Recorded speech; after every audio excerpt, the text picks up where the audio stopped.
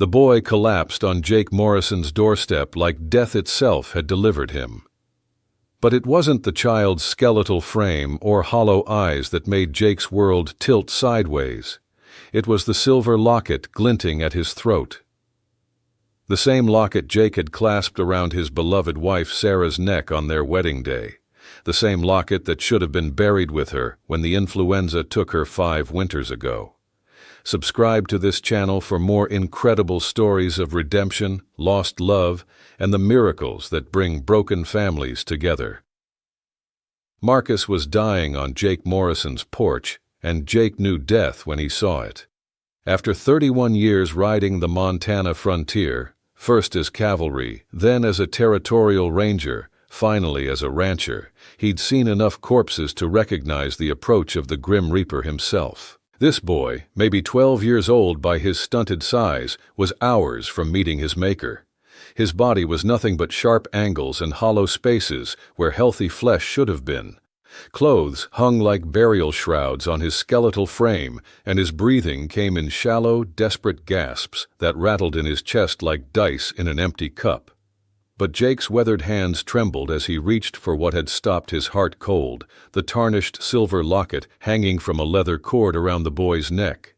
His fingers traced the delicate rose pattern he'd had specially engraved in Denver 5 years ago, spending 3 months' wages on something beautiful for his Sarah. The same intricate design he'd commissioned as a wedding surprise, the same locket he'd fastened around Sarah's throat with shaking hands on the happiest day of his life, the same locket he'd buried 6 feet under the cold Montana earth when influenza claimed both his wife and their unborn child in a single devastating week that had destroyed everything good in his world. "Sweet Lord in heaven," Jake whispered, his voice cracking like old leather left too long in the sun. The boy's eyes fluttered open at the sound, green as summer grass after rain, nothing like Sarah's warm brown ones, but holding a familiar spark of determination that made Jake's chest tighten with recognition. The child tried to speak, his cracked lips moving soundlessly before managing only a weak whimper. Then unconsciousness reclaimed him, his head lolling to the side with the boneless surrender of complete exhaustion. Jake scooped him up without hesitation, surprised by how little he weighed. The boy felt fragile as bird bones in his arms, maybe 60 pounds soaking wet, and every rancher's instinct screamed that he was beyond saving. Too far gone, too much damage done. But that locket burned against Jake's chest, where the boy's body pressed close, and memories he'd spent 5 years drowning in whiskey came flooding back like a dam bursting after spring thaw. Sarah laughing as she planted wildflowers by their front gate. Sarah humming lullabies while kneading bread, her hands dusted with flour, and her face glowing with the promise of the child they'd lost. Sarah screaming his name as fever consumed her, begging him to save the baby she'd never lived to hold. Inside his cabin, Jake laid the boy on the bed he'd shared with Sarah, the same bed where she'd died in his arms while winter winds howled through the chinks in the walls. He began the desperate work of pulling someone back from death's edge, something he'd done before with injured horses and ranch hands who'd tangled with rattlesnakes or broken bones, but never with a child who wore impossible proof of the dead around his neck. The boy's pulse fluttered weak and irregular against Jake's fingers, like a butterfly trapped in a jar. His skin burned with the kind of fever that came from starvation and exposure, from sleeping rough and eating scraps when there were any scraps to be found. Jake heated water on the wood stove and began cleaning years of accumulated grime from the child's face with gentle strokes, revealing features that stirred something deep in his memory. Mixed blood, Jake realized, as the dirt came away. The slight upturn of the boy's eyes, the angular cheekbones, the golden undertone to his skin despite the pallor of malnutrition, Chinese and white, a combination that was rare but not unheard of on the frontier, where desperate people found each other in the most unlikely circumstances. He managed to coax a few spoonfuls of warm beef broth between the boy's cracked lips, watching his throat work reflexively to swallow despite his unconscious state.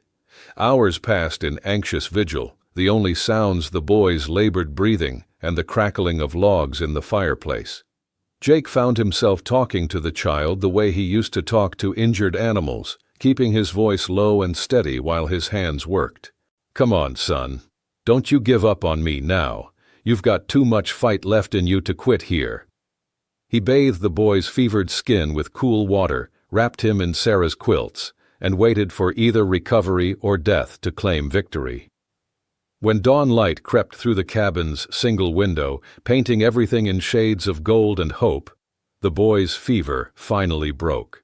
Jake was dozing in his chair, head tilted back against the wall, when a voice thin as mountain air cut through his dreams. "She said you'd help me." Jake's eyes snapped open to find the boy watching him with those impossible green eyes. Still pale as winter snow, still weak as a newborn calf, but aware now, intelligent despite his condition. There was something old in those eyes, the kind of premature wisdom that came from seeing too much of the world's cruelty at too young an age. "What's your name, son?" Jake asked gently, his heart hammering against his ribs like a bird trying to escape a cage. The boy licked his parched lips, struggling to form words through a throat raw from thirst and crying. "Marcus," he whispered, the name barely audible. "Marcus Chen." The name hit Jake like cold water, but not because he recognized it. It was the boy's features that suddenly made perfect sense, the heritage written in the planes of his face, telling a story of unlikely love between people the world said shouldn't belong together. "Where did you get that locket, Marcus?" The question seemed to give the boy strength. His hand moved weakly to touch the silver pendant, his fingers tracing the rose pattern with the reverence of someone touching a holy relic.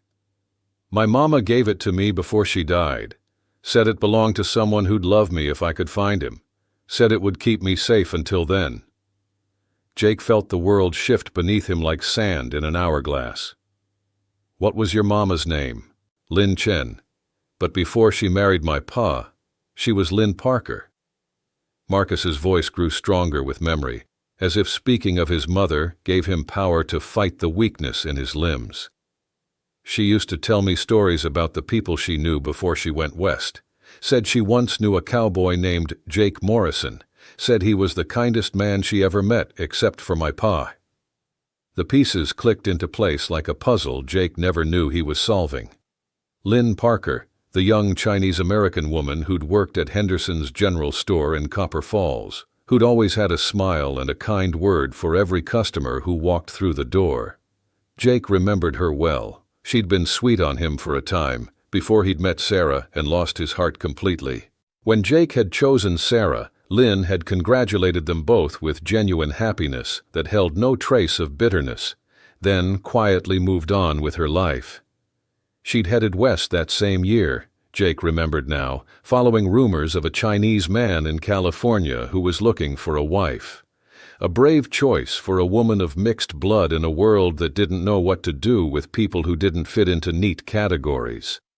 "She said something else," Marcus continued, his eyes growing heavy again as exhaustion pulled at him. "Said you gave this locket to someone else first, someone you loved more than breathing, but that lady gave it to my mama before she got sick, said it should go to someone who needed its protection more." Jake's breath caught in his throat. Sarah had known Lynn, had befriended her despite any awkwardness over Jake's past attentions. It would have been just like Sarah to seek out Lynn before she left town, to press some precious gift into her hands as both blessing and protection for the uncertain road ahead. Sarah, who'd never had a jealous bone in her body, who believed love multiplied when you gave it away. "What happened to your parents, son?" Marcus's face crumpled with grief too heavy for someone so young to carry. "Sickness took Mama last winter, started as a cough that wouldn't go away, then got worse and worse until—" He trailed off, unable to finish. Pa died in a mine accident 2 summers before that.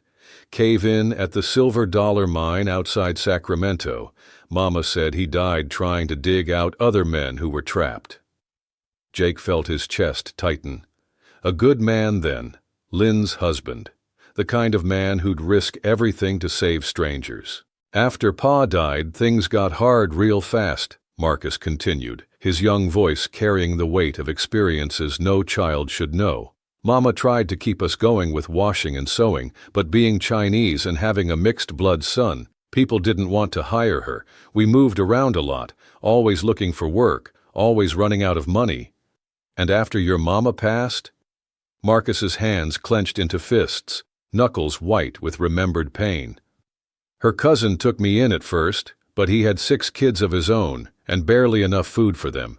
Said I was just another mouth he couldn't afford to feed, so he sold me. The words hit Jake like a physical blow. Sold you? To a man named Edgar Whitman, $20, like I was livestock. Marcus's voice was flat now, empty of emotion in the way of children who'd learned that feeling too much only made things hurt worse. Whitman runs what he calls an industrial school for orphaned children, says he's teaching us trades, preparing us for useful lives, but really, he just works us in his mine until we break or die. Jake's vision went red around the edges. He'd heard whispers of operations like Whitman's, men who preyed on orphan children and desperate families, buying kids like commodities to work in dangerous conditions for nothing but subsistence. It was legal, technically, as long as you had the right paperwork and paid the right bribes to look the other way. How did you get away?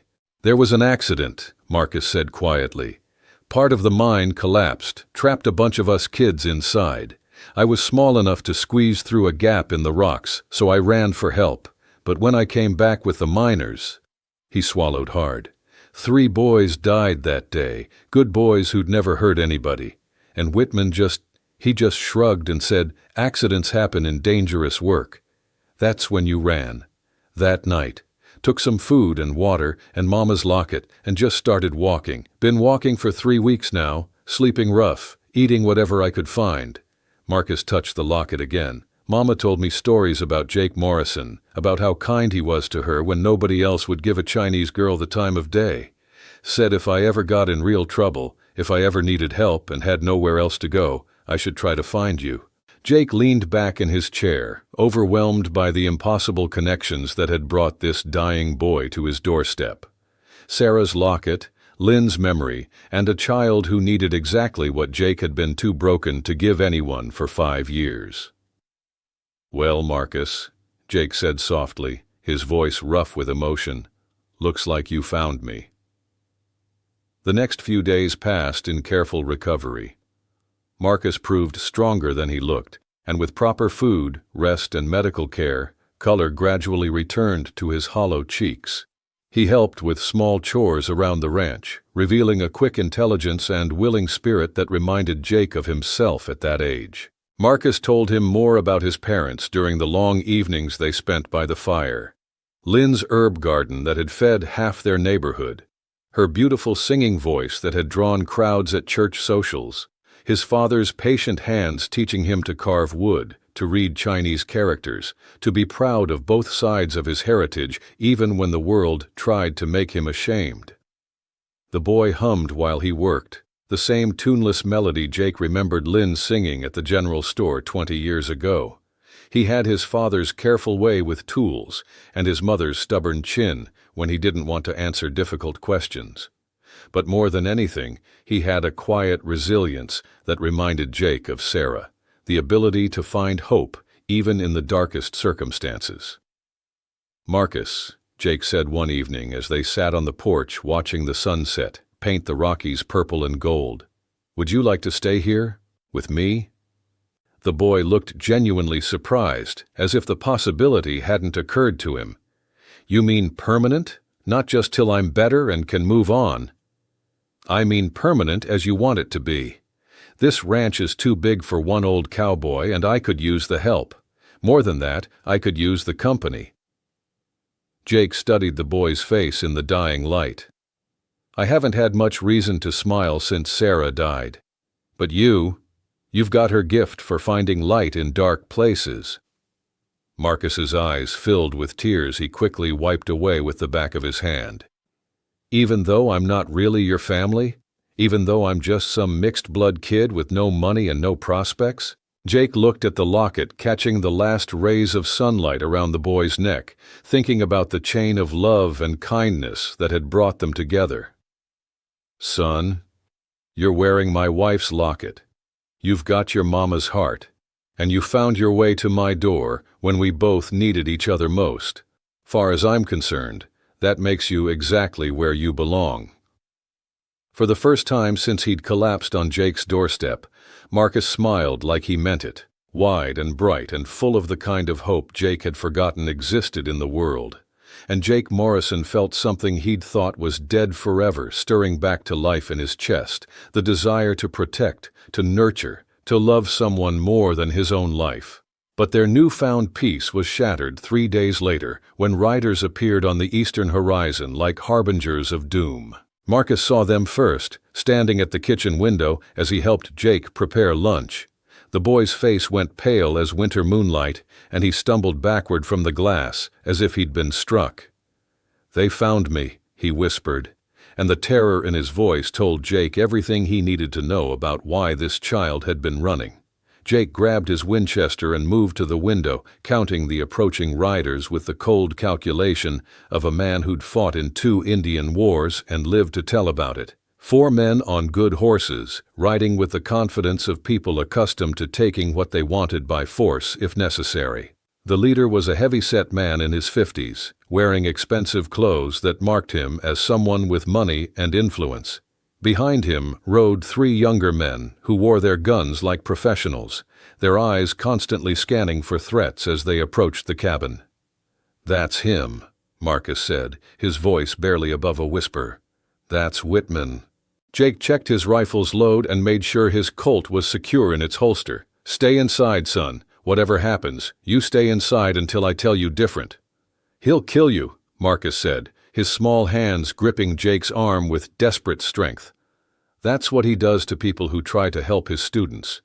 He killed a preacher in Sacramento who let me sleep in his church. He killed a family in Nevada who tried to hide one of the other boys." "I'm not a preacher or a farmer, Marcus," Jake said quietly, his weathered face hard as granite. "I'm a man who's got nothing left to lose and everything to fight for. There's a difference." The riders reined in their horses 20 yards from the cabin, close enough to talk but far enough to avoid an ambush. Jake stepped out onto his porch, rifle held casual but ready, his eyes cataloging threats and advantages with practiced efficiency. "You Jake Morrison?" the leader called out, his voice carrying the smooth authority of someone accustomed to buying his way out of trouble. "Depends who's asking, and why." "Name's Edgar Whitman. I'm here for my property." The man's smile was cold as a January wind. "The boy in your house is a runaway ward under my legal guardianship. I'm here to take him home." Jake studied Whitman's face and saw nothing but calculation there, the kind of cold arithmetic that reduced human suffering to numbers in a ledger book. "Funny thing about that, Whitman. Boy tells me his name is Chen, and his closest living relatives sold him to you like livestock." Whitman's smile never wavered, but his eyes grew harder. "The boy's confused, traumatized by his parents' deaths. He needs proper care, discipline, structure." He reached into his coat and produced an official-looking document, waving it like a battle flag. "I have legal guardianship papers, Morrison, all proper and legal, signed by a territorial judge." Jake spat tobacco juice into the dust at his feet. "Legal doesn't always mean right, mister. And traumatized doesn't mean stupid. Boy's got a clear memory of what you've been doing to him and others like him." "What I've been doing," Whitman replied smoothly, "is providing shelter, education, and honest work to children who would otherwise starve on the streets. It's a difficult job, requiring firm discipline, but it builds character." "Character." Jake's voice was flat as a tombstone. "That what you call working 12-year-olds in dangerous mines until they collapse? That what you call letting children die in cave-ins because safety measures cost too much?" Something flickered behind Whitman's eyes, surprise maybe, that his operation wasn't as secret as he'd thought. "I don't know what lies the boy has told you, but I can assure you that all my facilities meet territorial safety standards. Any accidents that occur are unfortunate but unavoidable in industrial work. From inside the cabin, Jake heard Marcus's voice, muffled but clearly terrified. He's lying. He's not my guardian. He bought me for $20. He makes children work in his mine until they die, and when they get hurt, he just throws them away like garbage. Whitman's composure cracked slightly, revealing something ugly underneath. The boy's hysterical. Clearly been poisoning your mind with fantasies brought on by guilt over running away from his responsibilities. Responsibilities. Jake's hands tightened on his rifle. 12-year-old boy's responsibility is to learn and grow and be safe, not to die in your mine shaft so you can turn a profit. Perhaps we should discuss this like civilized men, Whitman said, his voice taking on a more conciliatory tone. I understand your concern for the boy. You seem like a decent sort, Morrison, but the fact remains that I have legal authority here, and you're interfering with the lawful execution of my duties. One of Whitman's hired guns leaned forward in his saddle, a lean man with yellow teeth and scars on his knuckles. Boss, why don't we just take the boy and be done with it? This old bastard can't stop all of us. Jake swung his rifle toward the speaker without taking his eyes off Whitman. You're welcome to try, friend, but I guarantee the first man who dismounts dies where he stands. The tension stretched tight as a bowstring, 4 armed men against one aging rancher who'd seen too much death to be intimidated by the prospect of more. But Jake had advantages they didn't see: the high ground of his porch, intimate knowledge of every rock and tree on his property, and most importantly, the absolute certainty that some things were worth dying for. Tell you what, Whitman, Jake said finally, his voice steady as bedrock, you and your boys turn around and ride back where you came from. Forget you ever heard of this place, and I won't report you to the territorial marshal for child trafficking. Whitman laughed, but there was uncertainty in his eyes now. A living witness who knew important people was more dangerous than a dead rancher with no connections. You have no proof of anything improper, Morrison? Maybe not. But I've got friends in the territorial marshal's office, men who remember when I wore a badge myself. They start asking questions about your operation, checking those legal papers of yours, talking to other children you've helped. Jake let the implication hang in the air like smoke from a funeral pyre. The calculation in Whitman's eyes shifted. He was a businessman first, a predator second, and he understood cost-benefit analysis better than most. A prolonged investigation would be expensive and potentially ruinous, especially if it attracted attention from territorial authorities who might not be as easily bought as local judges. This isn't over, Morrison, Whitman said finally, his cultured mask slipping to reveal the vicious animal underneath. The boy has considerable value, and I don't abandon valuable assets easily. There are other ways to resolve this situation, other approaches that might be less public. It is over, Jake replied, his voice hard as winter stone. Because if I see you on my land again, if I hear you've been asking questions about the boy in town, if so much as a shadow of your operation darkens my doorway, I won't be offering to let you right away. The threat hung in the air between them, backed by the kind of quiet authority that came from a man who'd killed when necessary and slept soundly afterward. Whitman studied Jake's face and saw nothing but absolute resolve there, the promise of violence that would make his previous problems look like minor inconveniences. After a long moment that felt like eternity, Whitman jerked his reins and wheeled his horse around. "Boys," he called to his men, and they followed him back toward the eastern horizon, their retreat raising a cloud of dust that looked like the smoke of burning bridges. Jake watched until they were specks against the mountains, then went inside to find Marcus sitting on the floor beside Sarah's bed, clutching the locket like a lifeline. "Will they come back?" the boy asked quietly, his young voice carrying the weight of too much experience with the world's cruelties. Jake knelt beside him, putting a protective arm around thin shoulders that still trembled with reaction. Maybe. Probably. Men like Whitman don't give up easy when money's involved. He tilted Marcus's chin up to meet his eyes. "But if they do come back, they'll find us ready. And son? His voice grew gentle. Legal papers or no legal papers, bought and paid for or not, you're my family now. That means something in this country. Marcus leaned against Jake's side, and for the first time in 5 years, the cabin felt like a home instead of a tomb. The weeks that followed passed in careful peace, tinged with watchful preparation. Marcus grew stronger daily, helping with ranch work and proving himself surprisingly capable with horses and cattle. He had an intuitive understanding of animals that reminded Jake of himself at that age, plus a quick intelligence that soaked up everything Jake could teach him about reading weather, tracking game, and surviving on the frontier.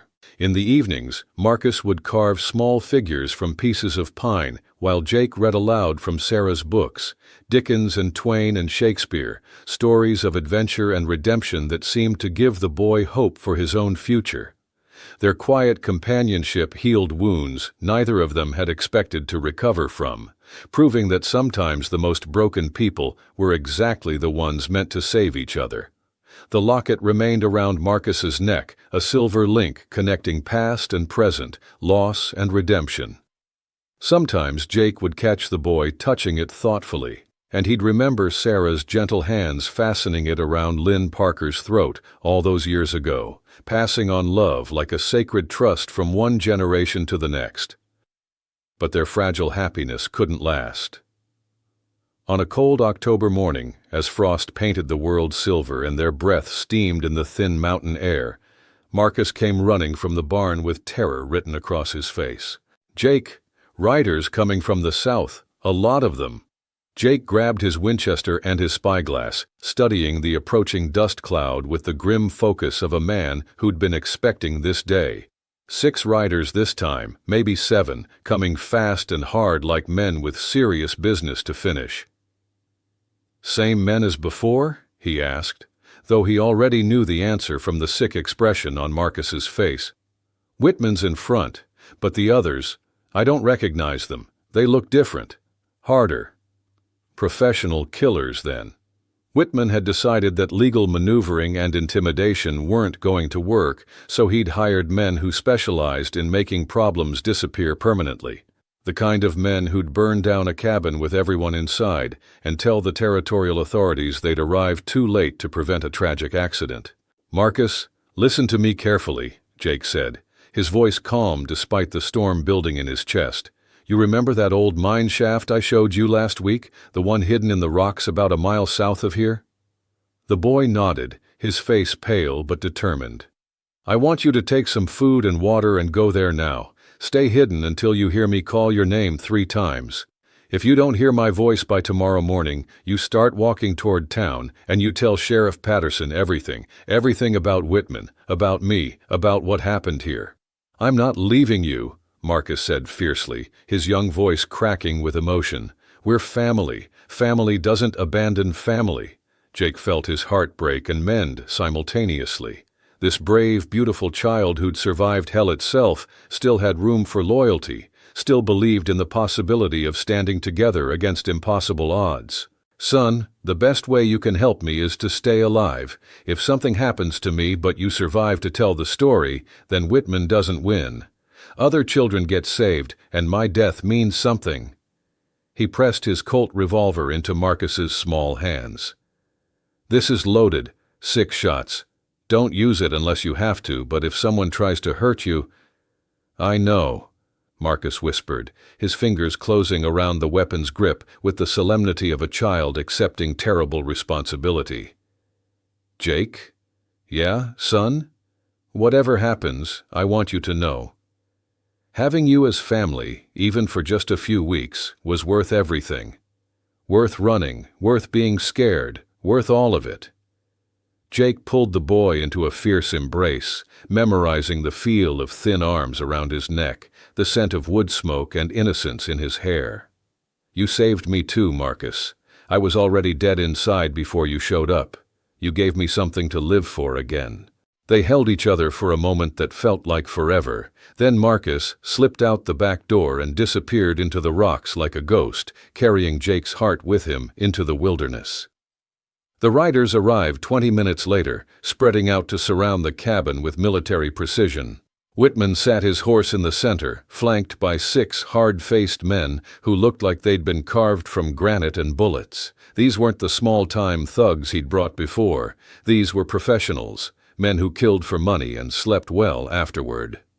"Morrison," Whitman called out, his voice carrying new confidence born from superior numbers and hired expertise. "I gave you a chance to be reasonable. You chose to be difficult instead. Now we settle this the hard way." Jake stepped out onto his porch, rifle ready, taking in every detail of the men arrayed before him. They'd positioned themselves with clear fields of fire, cutting off escape routes while maintaining cover behind horses and outbuildings. Professional work. "Don't see the boy," one of the hired killers observed, a tall man with dead eyes and hands that never strayed far from his guns. "Want us to search the house?" "In a moment," Whitman replied, his gaze fixed on Jake with the intensity of a predator studying wounded prey. "First, I want to make something clear to our host here. This doesn't have to end badly, Morrison. Tell me where the boy is, and this can all be very civilized. A tragic accident, perhaps. Old rancher dies in a fire, terrible loss. But these things happen on the frontier." Jake's smile was sharp as broken glass. "And if I don't? Then we tear this place apart board by board until we find him, and you get to watch while we do it." Whitman's cultured facade had vanished completely, revealing the monster underneath. "The boy is going back to work, Morrison. He's got years of labor left in him, and I intend to collect every day's worth. As for you, well, accidents happen to people who interfere with legitimate business operations." Legitimate. Jake tasted the word like poison. "That what you call murdering children in your mines? That what you call selling human beings like cattle?" "I call it profitable," Whitman replied without a trace of shame. "The world's full of unwanted children, Morrison. Orphans, runaways, mixed breeds that don't fit anywhere. I give them purpose, structure, a reason to exist. If some of them don't survive the process, well, that's natural selection at work."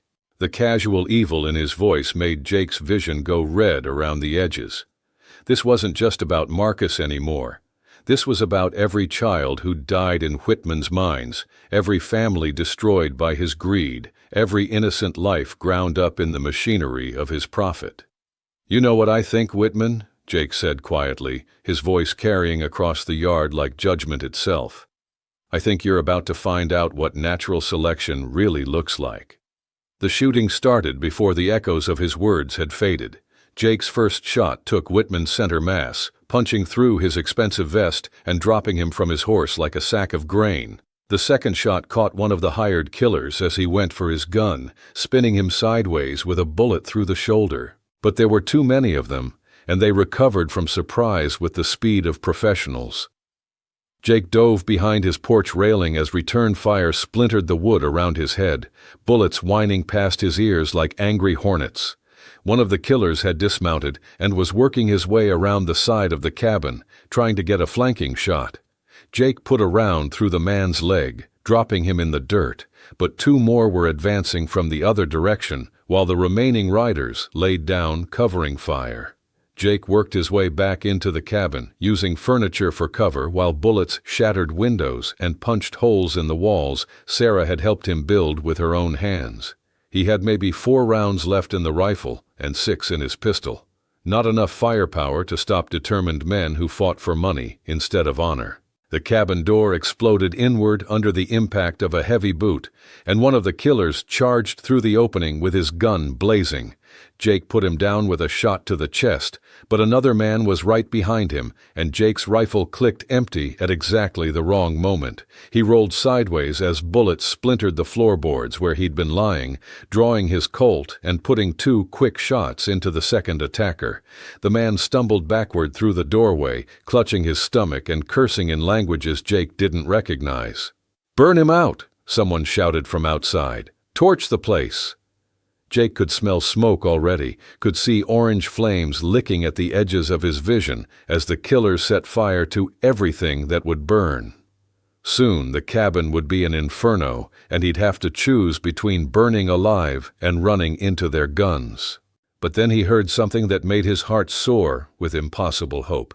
The distant sound of hoofbeats approaching fast from the west. A lot of hoofbeats, thundering across the prairie like cavalry on the charge. Through the broken window, Jake could see the surviving killers looking toward the sound with expressions of sudden concern. Whatever they'd expected, it wasn't a dozen armed riders coming hard toward the fight. "Sheriff!" Jake heard someone shout.